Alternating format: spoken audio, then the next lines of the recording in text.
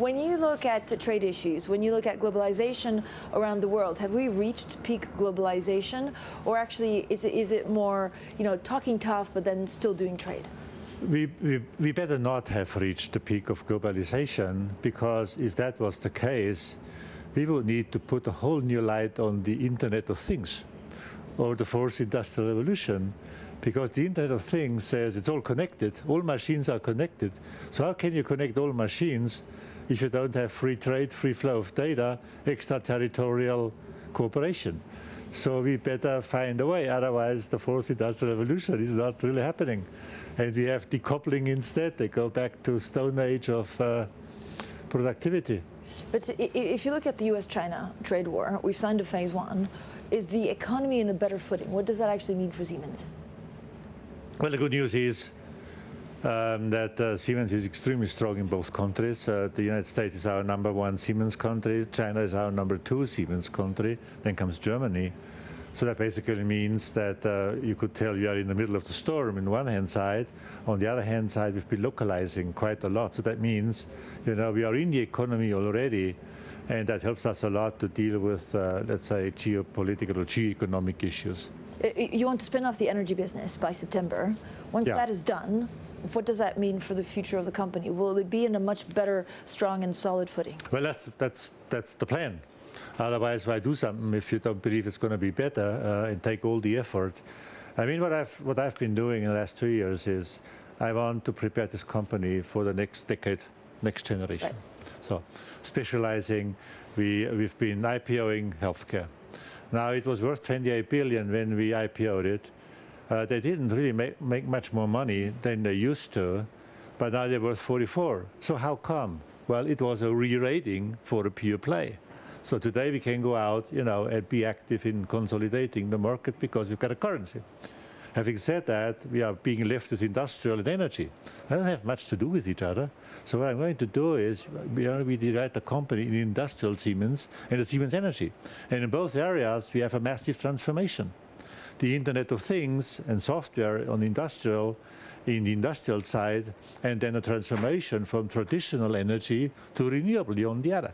So you better have a focused company and not being, blurred and diluted with all kinds of interests. And that's exactly what we want to do. And I do believe. So you think this is it? After this, Siemens will be better set for 10 years? Yes, absolutely, because I would expect the Siemens industrial part, the industrial software part, to get a re-rating with the multiples as other companies have. There's no point why we should have a weaker multiple than our competitors like Schneider or Amazon or Eaton or what have you.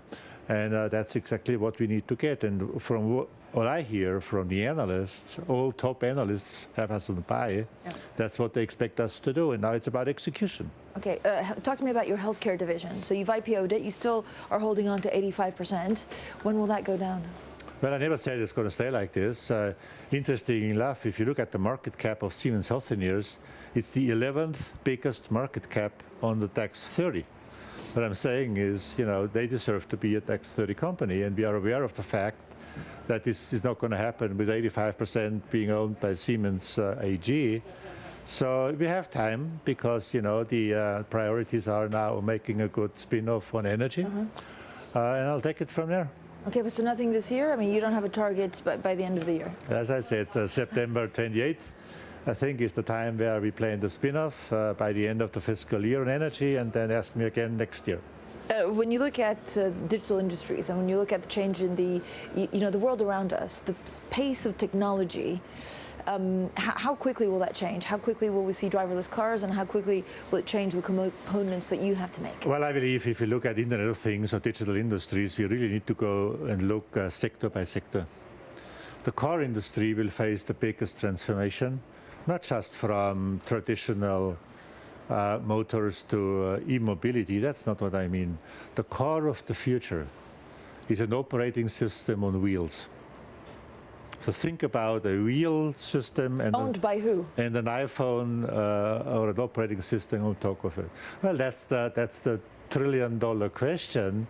Actually, it's a survival question for the traditional car industry. And I think if I talk to our customers, the traditional ones like the premium people like BMW, Daimler, Audi and the likes, but also Volkswagen. I think they got the point in the meantime, and they are scrambling now to, to get this done. It's a challenge because the value chain is shorter, so there will be a lot of jobs being affected. And so therefore, but they got the point now, and they're working hard, and I believe the race is not over yet. Now, are you considering buying Iberdrola's stake in Siemens AG?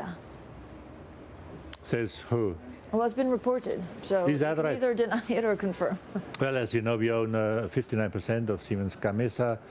We have an important minority shareholder with Iberdrola, who is also both a customer and a shareholder, which is good and challenging. The good news is if you have a customer or shareholder, you share an interest. The other thing, though, is that if there is a conflict, it's always hard to deal with. And, Iberdrola is not our only customer. There is other customer, and they wonder, you have our competitor on your board. What's wrong with that? So we need to balance these interests, and we've got time. We've been the first one consolidating a very new industry. It was a bumpy start, but today, we're making big progress. And it's only the beginning. Renewable energy is the future. We've started a consolidation. We continue to consolidate. As you know, we bought some Senvion assets, and we believe we are in a very good space because we own the whole value chain. Conventional energy, renewable energy. The grid in the middle. What else can you ask for to get it started? President Trump was here and met with chief executives. I don't know whether it was to talk about trade or the world economy. Were you amongst those chief executives, and what did you learn? Well, we had I was invited to dinner with President Trump. It was a different setting this time than 2 years ago, which was a more German, European thing. This time was about global leaders, and he took important members of his staff, like Secretary of Treasury and others, Chief of Staff. And we had a very good conversation. I mean, obviously, he's been a businessman, so he feels very comfortable in that setting, probably much more comfortable than talking to Ms. Thunberg. But so it was a very good meeting, and everybody was, trying to get the point across. And when I was, up to be saying something, I said, "Look, Mr. President, I've got 3 things I want to tell you. Number 1, I've got a compliment, I've got a request, and I've got a wish." And he said, "Tell me about it." And I said, "Well, the compliment is you're making the American economy really strong. We've been adding jobs, we are going to invest, and we continue to," which obviously was a good message, which he seemingly liked. And I said, "Well, the request is, if you have 50,000 hardworking Americans in the US and indirectly employing another 80,000, I want to be treated as a US company if it comes to rebuilding Iraq or other economic disasters and societal disasters, if it comes to electrification and projects." And he said, "That's fair, we'll look at it." And he told me, what's your wish? I said, "Well, Mr. President, maybe, these leaders here in this room, which are the biggest, companies in the world, and you are obviously, let's say the most relevant office in the world, shouldn't we pay more attention to the youth and their strive for climate?" And I said, the reason I'm saying that is they may not be able to help us because they are young people, they have a problem, but they don't know how to solve it. But shouldn't we bring them at the table? And so that was the wish. And he said? He said, "Thank you," and but Ivanka was picking it up. She was also there. She said, "Well, I'm doing education training anyway." She's doing a very good job at that, and she said maybe we should look at that. So I think it was a good meeting.